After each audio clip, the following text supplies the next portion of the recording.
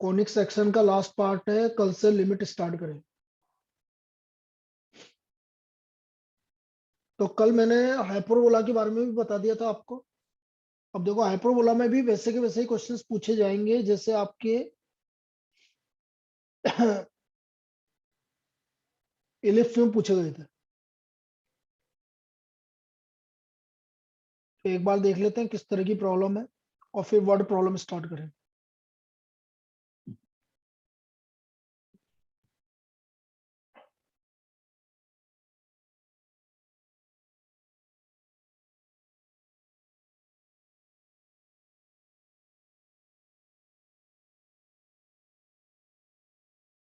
चलिए देखिए, write down.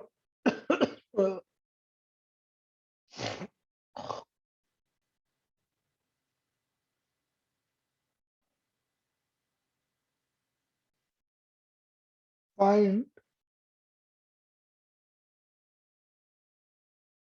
the coordinates of vertices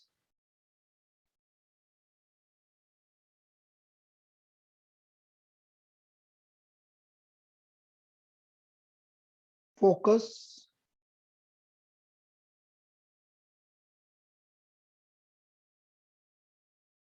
eccentricity,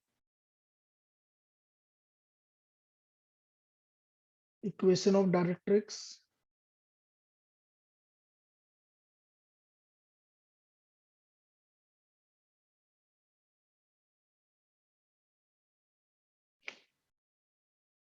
length of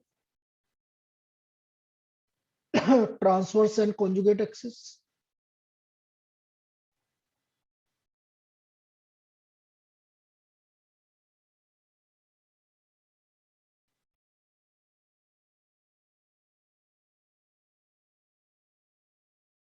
length of transverse and conjugate axis, and length of lateral sector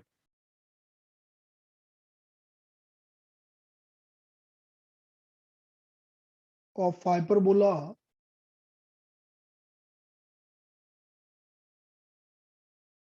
sixteen x square minus 9y square equal to 576. 16x square minus 9y square equal to 576. इसकी ये सारी चीजें हमें निकालनी।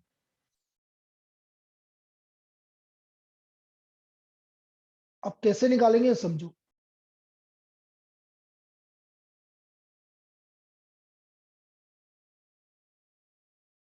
अक्षत आप 6 बजे free है क्या आज? हाँ सर फ्री हो सर 6 बजे। हाँ एक नहीं हो? सेकंड बोल बोल। चल मुझसे बार अपन डिस्कस करेंगे मैसेज करके। तो तेरे को तेरे जो आ रहा है ना उसका मैं आज से पढ़ा देता हूँ तेरे को, ठीक है ना? ठीक है सर। ठीक, मैं कर लूंगा तेरे से डिस्कस। सर मैंने ले ली बुक वैसे। हाँ बेटा वो बुक मिली नहीं, मैंने बहुत ट्राई की यार। मेरे को भी सर सेकंड हैंड मिल गई। चलो बढ़िया बढ़िया। चलिए देखो इधर, 16x square minus 9y square equal to 576। अब मैं 576 से सबको डिवाइड कर देता हूँ। 576 को 16 से डिवाइड करना, 36 आ रहा है देखो, और ये 64 आ रहा है कि नहीं आ रहा? Yes sir. तो ये हो गया एक्स स्क्वायर अपॉन 6 का स्क्वायर, और या comparing with standard equation of hyperbola, comparing with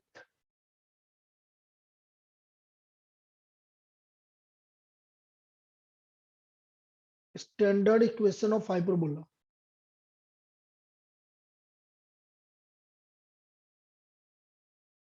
x square upon a square minus y square upon b square equal to 1। तो हम देख रहे हैं कि ए स्क्वायर की value 36,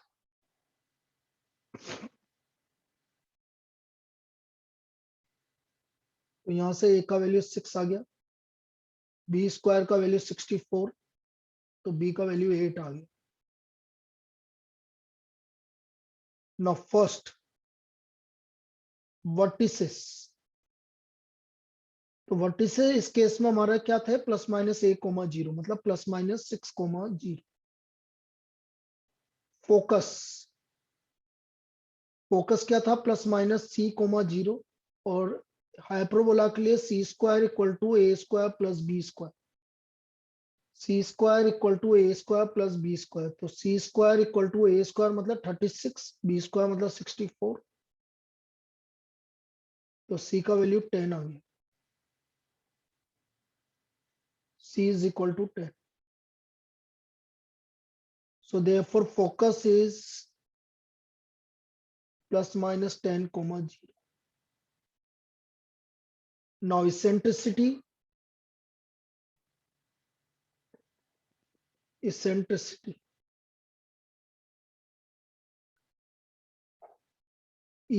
c/a।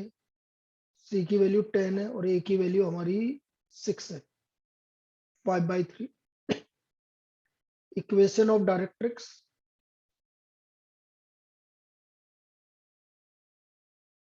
x = +-a/e। a का वैल्यू है हमारी 6 और e का वैल्यू है 5/3। तो x = +-18/5। Length of transverse axis 2a, length of transverse axis 2a।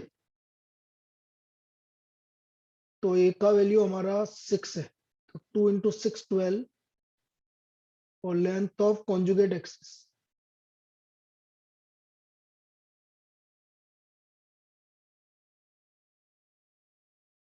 2b, b का वैल्यू 8, 16। और लेंथ ऑफ लेटर सेक्टर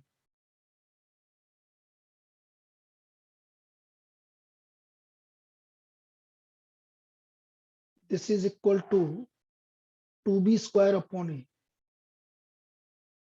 तो b² हो गया आपका 64/a हो गया 6, 64/3। वो तो सिर्फ आपको टेबल पता होनी चाहिए, उससे ये काम आपका आसानी से हो जाएगा। चलिए लिख लीजिए इसको। तो अभी 3-4 प्रॉब्लम इस पे करवा देते हैं और ये आपका हाइपरबोला में इससे ज्यादा नहीं पूछा जाएगा। ये लिख लीजिए।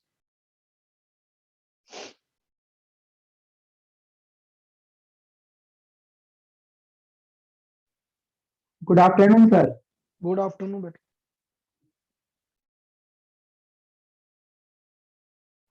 सर वो इंग्लिश टीचर का पूछा था क्या आपने सर? इंग्लिश का हाँ पूछा था बेटा यार, वो मैंने सर ने मना कर दिया कि यार 11th में तो, क्योंकि 11th में तो कोई फर्क नहीं पड़ता है, उससे बोल दो कि वैसे ही कर ले, 11th में नहीं फर्क पड़ता, ऐसा बोला उन्होंने। Okay sir. मैंने पूछा था, यहाँ पर हमारे इसके डीवी स्कूल के टीचर है, उनसे पूछा था। Okay sir. और तू बोले तो मैं नंबर दे देता हूँ, तू बात कर ले रहा, मेरा नाम लेके। आपने वैसे बात कर ली ना सर, तो क्या हाँ मैंने दिक्कत है? बात कर ली। हाँ उन्होंने बोला कि कोई फर्क नहीं पड़ता 11th में, कि 11th में कोई जरूर नहीं है करना ये। चलिए भाई आगे आ जाते हैं हम।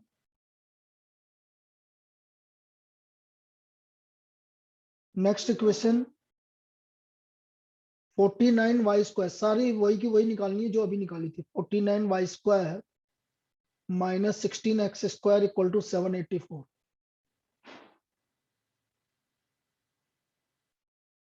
बेटा अपन 11th, देखो जिसके एग्जाम है वो तो चलते रहेंगे, उसमें तो मैं उनको टाइम देता रहूंगा, लेकिन 11th अपन फरवरी चलाएंगे बस। नहीं, मार्च में अपन स्टार्ट कर देंगे 12th का, ठीक है। Okay sir. हाँ वो ज्यादा बेटर रहेगा। Okay sir. और जिसके एग्जाम है उनके लिए तो 7 तक, मतलब एंड तक रहूंगा साथ में, ऐसा कोई दिक्कत नहीं है।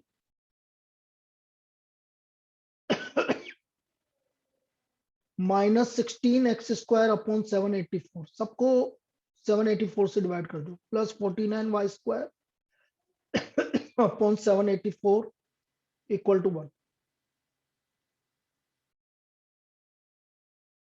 784 को 16 से डिवाइड कर दो भाई, तो ये हो रहा है भाई 16 4 60 49 टाइम जा रहा है और ये जा रहा है हमारा 16 टाइम्स, सही है ना। Now comparing with standard equation, comparing with standard equation,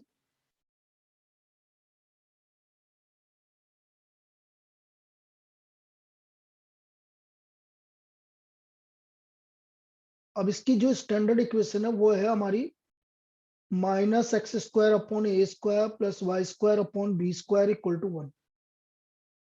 A square का वैल्यू 49, मतलब ए का वैल्यू 7, बी स्क्वायर का वैल्यू 16, बी का वैल्यू 4। यहाँ ये कोई फर्क नहीं पड़ता कि ए बड़ा है कि बी बड़ा है, उससे कोई फर्क नहीं पड़ता। अब हमारा जो वर्टिसेस है, क्योंकि यहाँ पर एक्स स्क्वायर का कोफिशिएंट नेगेटिव आ रहा है, तो जो इसका वर्टिसेस होगा वो 0 कोमा प्लस माइनस बी होगा। इसका मतलब 0 कोमा प्लस माइनस 4, ये इसका वर्टिसेस होगा।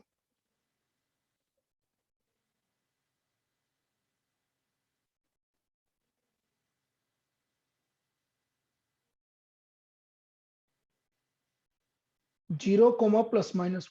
सेकेंड फोकस, फोकस है 0 comma plus minus C. C का फॉर्मूला वही का वही है, C square equal to A square plus B square.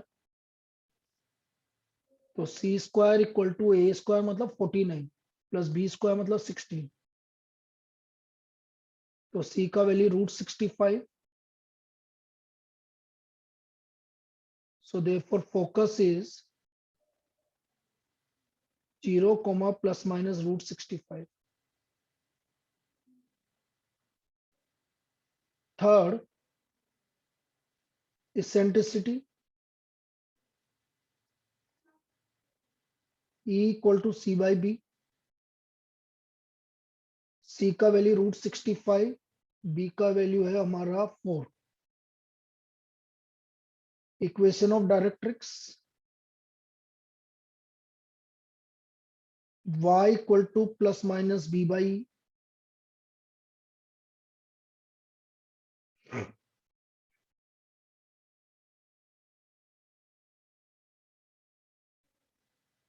तो y equal to plus minus B, B का वैल्यू है हमारा 4 और e का वैल्यू है √65/4। तो y equal to plus minus 16 upon √65।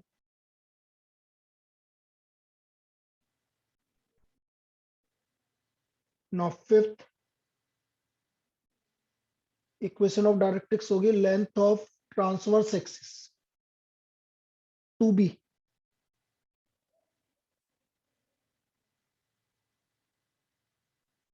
Equal to 2b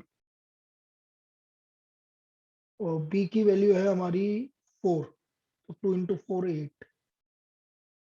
length of conjugate axis 2a, length of conjugate axis 2a।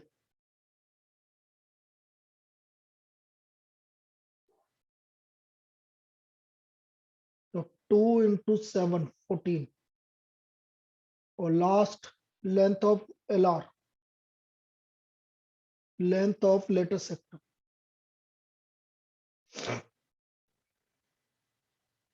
2a square upon b।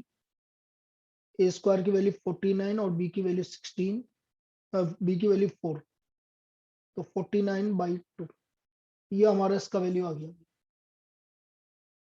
चलिए इसको copy कर लीजिए। तो ये एक टाइप की प्रॉब्लम ये हो रहा है। 4 टाइप की प्रॉब्लम कुछ ही आती है, एक ये मैंने बता दिया, अभी और देखिए।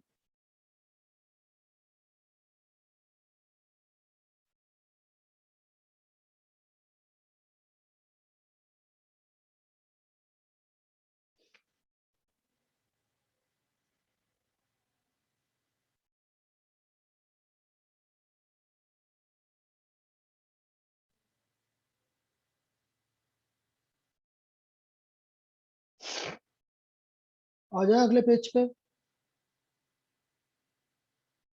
बोलिए। Yes sir. चलिए नेक्स्ट। एक इस तरह की प्रॉब्लम आएगी कि जिसमें कुछ गिवन है, जैसे मैंने बोला find the equation of hyperbola.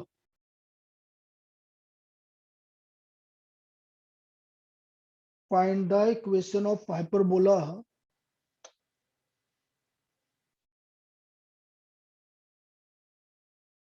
whose foci are 0, plus minus 12 and length of later sectum is 46 and length of later sectum is 36। तो हम इसको किस तरह से करेंगे? Because foci lies on y-axis, so therefore equation of hyperbola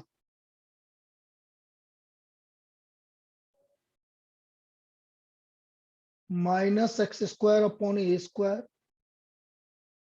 plus y square upon b square equal to 1। ये equation of hyperbola हो। ना फोकी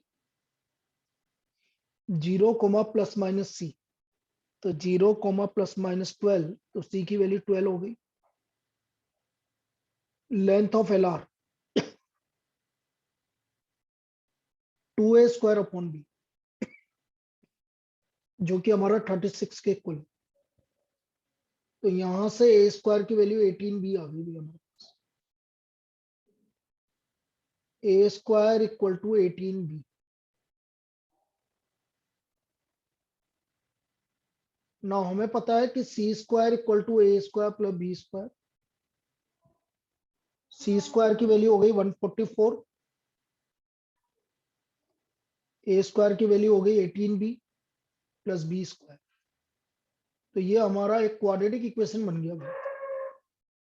तो हमें 144 के ऐसे फैक्टर करने हैं कि 18 डिफरेंस में आना चाहिए, क्योंकि माइनस का आ रहा है 144। तो कोई भी दो नंबर ऐसे बताओ जिसका डिफरेंस 18 आ रहा है। मुझे तो पता है भाई। देखो मैं तरीका बताता हूँ। 2 और 72 डिफरेंस, तो 4 और 36 डिफरेंस ज्यादा आ रहा है अभी, 32 का आ रहा है। 6 6 2 12 24। बोलो डिफरेंस, बोलो डिफरेंस आ गया कि नहीं आ गया? यस सर, आ गया। इस तरह से निकाला जाता है। तो इसके फैक्टर हो गए भाई हमारे पास b प्लस 24, b माइनस 6। तो b का वैल्यू माइनस 24 नेग्लेक्ट कर दो, b इक्वल टू 6। अब b का वैल्यू 6 आ गया, तो a square equal to 18 into 6। a square का वैल्यू कितना हो गया भाई? 108। So therefore equation of hyperbola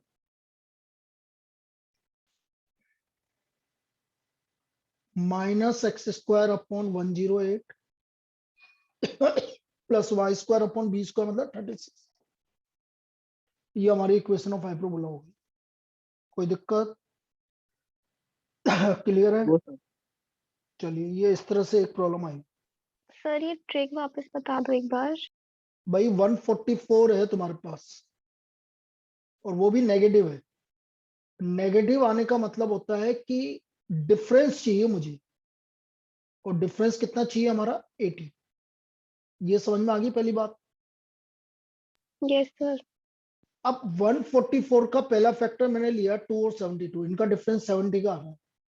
मुझे ज्यादा चीज चाहिए 18 का डिफरेंस। तो 2 से बढ़ाते चलो, मैंने 4 बढ़ाया, 36 का डिफरेंस मतलब 32 का डिफरेंस आ गया। 6 करा तो 24, 18 का डिफरेंस आ गया। तो इसके आसपास ही आएगा, मतलब थोड़ा बढ़ाते जाओगे तो 3-4 में ही आ जाएगा आपका आंसर। आया? Yes sir. हो क्या आप इस मेथड को, क्योंकि बाकी दूसरे मेथड सब बेकार। आप दूसरे मेथड से करोगे तो आपको बहुत टाइम लग जाता है। इस वाले मेथड से टाइम नहीं लगता, इसमें 3-4 बार करने में अपन को भी आइडिया रहता है कि भाई डिफरेंस मुझे 18 चाहिए तो बढ़ाते हुए जाना है, बढ़ाते बढ़ाते अपन चले गए। ऐसा नहीं कि सर पहले 1 लिया 2 लिया, ऐसा क्यों लेंगे हम? जब मुझे पता है 1 से डिफरेंस 143 का आ रहा है तो हमें थोड़ी सी ज्यादा वैल्यू लेनी पड़ेगी, तो हमें पता है आसपास वैल्यू लेना। तो ये अपन अपने को देख के ही पता लग जाएगा कि हाँ यार इसका डिफरेंस इसके करीब आ रहा है, ये ऐसा होता है।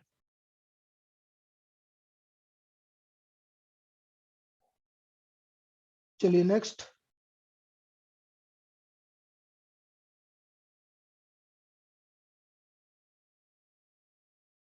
Find the equation of hyperbola. फिर हम वर्ड प्रॉब्लम करेंगे भाई इसके बाद, लास्ट पार्ट। कल से हम, मैंने क्या बोला, कल से बड़ी इंपॉर्टेंट क्लास वापस से स्टार्ट, लिमिट्स और continuity, limits limits and derivative, ये स्टार्ट करेंगे। नहीं, लिमिट्स तो हो गया ना तुम्हारा, लिमिट्स तो फर्स्ट में आ गया, डेरिवेटिव स्टार्ट करेंगे। सिर्फ अक्सर तुम्हारे है लिमिट्स है ना। हाँ सर, मेरे आ रहा है इस टर्म में भी। चलो, find the equation of hyperbola whose Foci is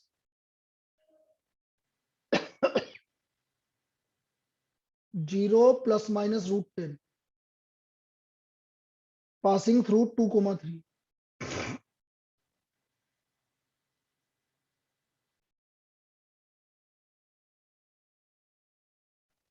Passing through 2,3.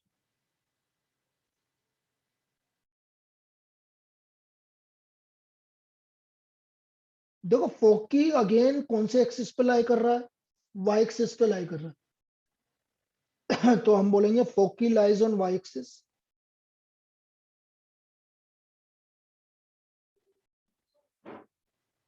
therefore equation of hyperbola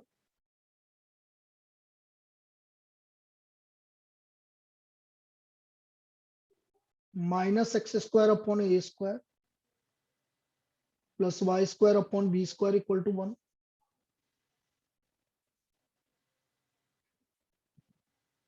A square की वैल्यू पहले ये है कि, अच्छा फोकी गिवन है आपको 0 plus minus root 10, 0 plus minus सी,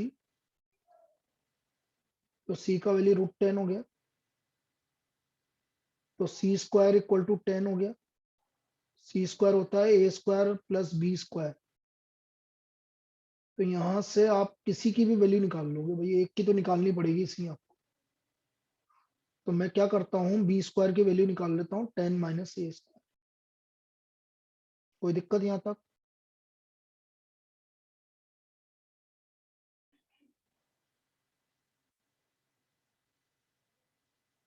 अब देखो जरा, नाउ इक्वेशन ऑफ हाइपरबोला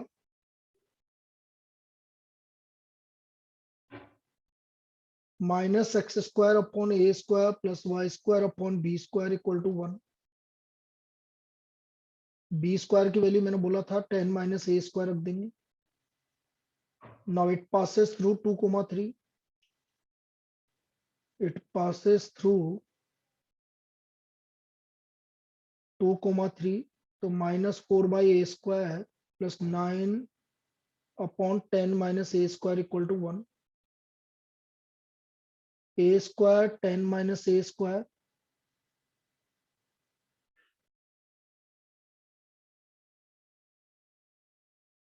ये आ गया 13 ए स्क्वायर माइनस 40, तो this is equal to 10 A square minus A की पावर 4, ए की power 4 plus 3 A square minus 40 equal to 0।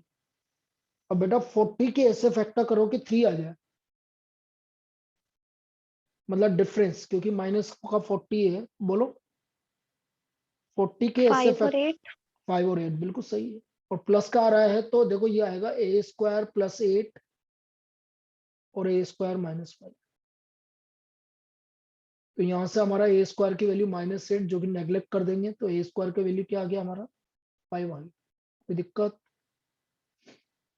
A square का वैल्यू 5 आ गया, लिख लीजिए आप, ए स्क्वायर इक्वल टू 5।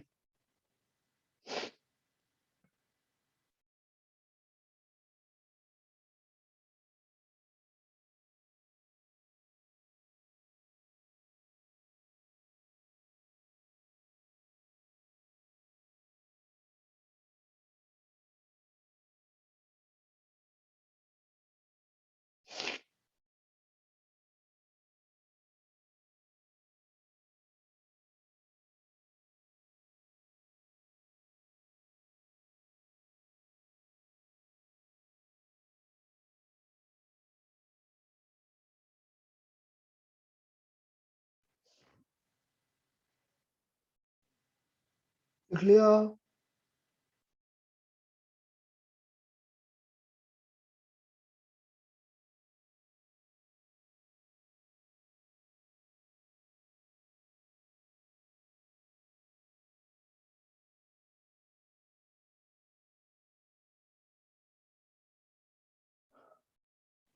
अगले पेज पे आ रहा हूँ। अब ए स्क्वायर 5 आ गया तो बी स्क्वायर क्या है हमारे पास? 10 माइनस ए स्क्वायर, तो बी स्क्वायर का वैल्यू भी 5 आ गया। देयरफॉर इक्वेशन ऑफ हाइपरबोला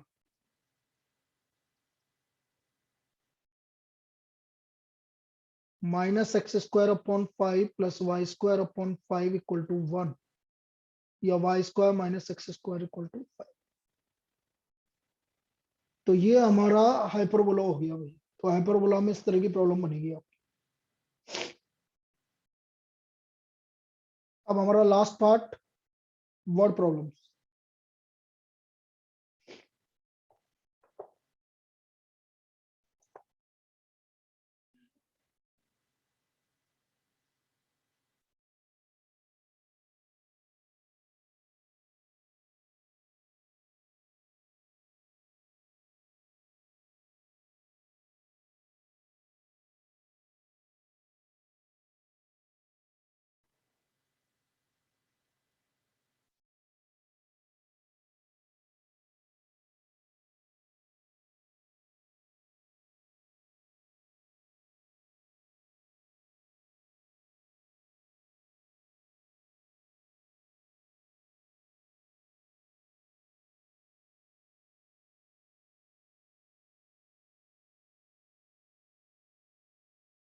बोलो, हो गया?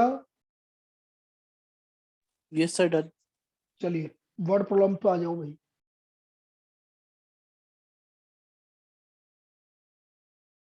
अब मुझे पता नहीं कि वर्ड प्रॉब्लम सटी कि नहीं हटी, मुझे जितना याद आ रहा है कि नहीं है शायद।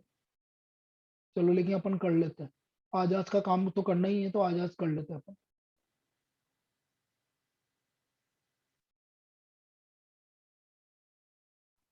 एक बार बायनोमियल पढ़ाओगे क्या सर? क्या बेटा? वो बायनोमियल थ्योरम। पढ़ा देंगे ना बाइनोमियल थ्योरम में, मुझे क्या दिक्कत आ रही है? यदि तुम्हें पढ़ना है तो अपन को कोई दिक्कत ही नहीं। हाँ सर, वो आगे तो आएगा ही ना कुछ। नहीं, नहीं आएगा। जेई में तो है ना?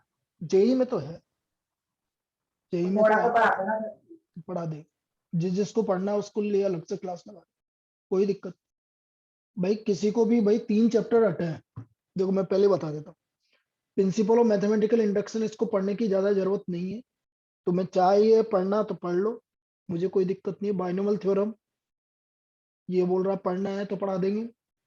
इसके अलावा मैथमेटिकल रीजनिंग, तो ये तो बेकार चैप्टर है, इसको तो बिल्कुल ही नहीं पढ़ना। ये तो वैसे भी नहीं हटता तो भी हट जाता है, इसको नहीं पढ़ाया जाता कभी। सर मुझे रेंज डोमेन पढ़ना है।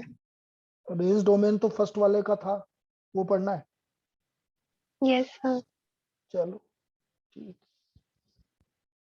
भाई एक बार अपन है ना ये वाला चैप्टर कर ले, अगला वाला प्रोबेबिलिटी वाला। और मुझे लगता है कि इनिक्विटी एक बार और पढ़ाना पड़ेगा, क्योंकि 2-3 जनों ने नहीं कर रखा है इनिक्विटी। ये मैंने एक्स्ट्रा में ही पढ़ाया है इनिक्विटी भी। तो ये 2 चैप्टर हो जाए, फिर उसके बाद अपने पास फरवरी पूरा है। तो अपने पास अभी बहुत टाइम है, तो फरवरी में आपको जो जो एक्स्ट्रा पढ़ना है वो सब बता देना मुझे, कोई दिक्कत नहीं। ठीक है ना?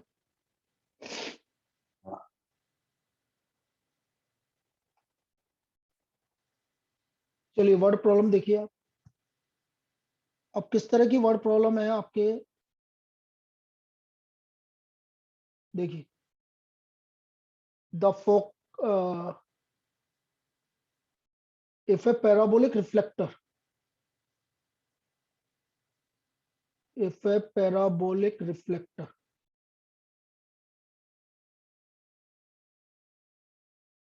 is 20 centimeter in diameter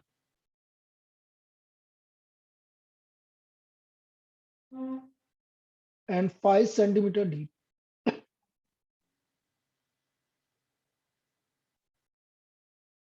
find the focus। तो हमें इसका फोकस निकाल,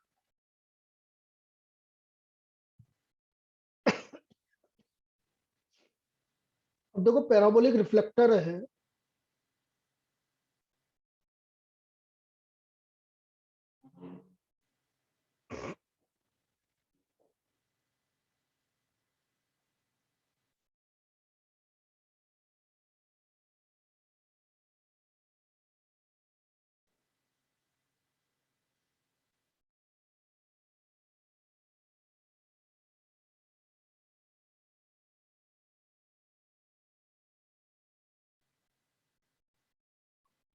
हम बात कर रहे हैं पैराबोलिक रिफ्लेक्टर की। अब देखो पैराबोलिक रिफ्लेक्टर कैसे बनेगा।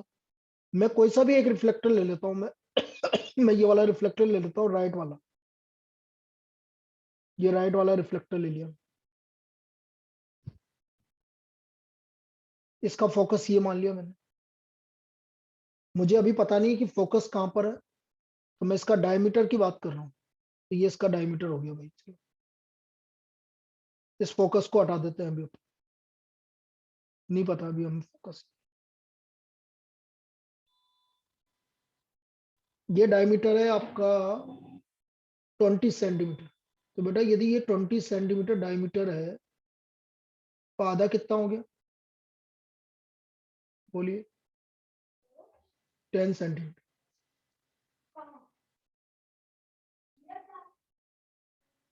और 5 सेंटीमीटर डीप है।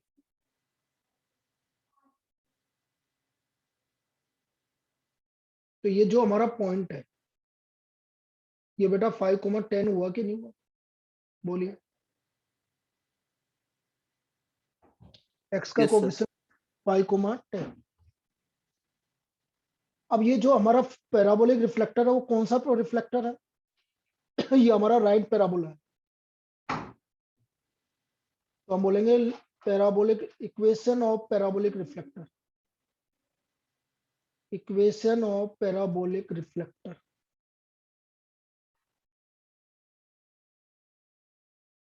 Y square equal to 4ax। अब हमारा पॉइंट ए जो है वो इस पर लाई करेगा। Point A, point A 5,10 will lies on parabolic reflector, will lies on y square equal to 4ax। तो रख दीजिए भाई 10 का स्क्वायर, 4a, x का वैल्यू 5। तो 4a की वैल्यू आ गई 100/5, 20। तो a का वैल्यू आ गया हमारा 5। a का वैल्यू 5 का मतलब है इसका जो फोकस है वो होगा हमारा a,0, क्योंकि राइट पैराबोला है।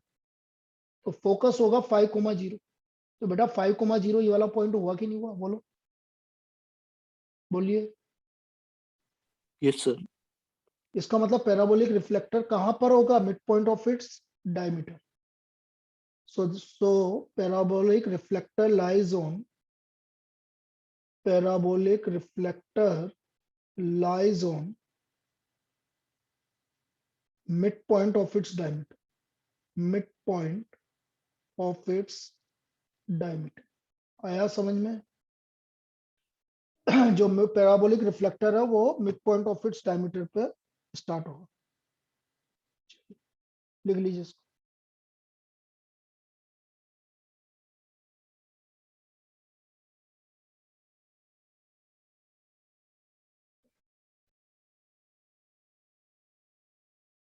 और इसके बाद दोबारा कनेक्ट करना है आपको।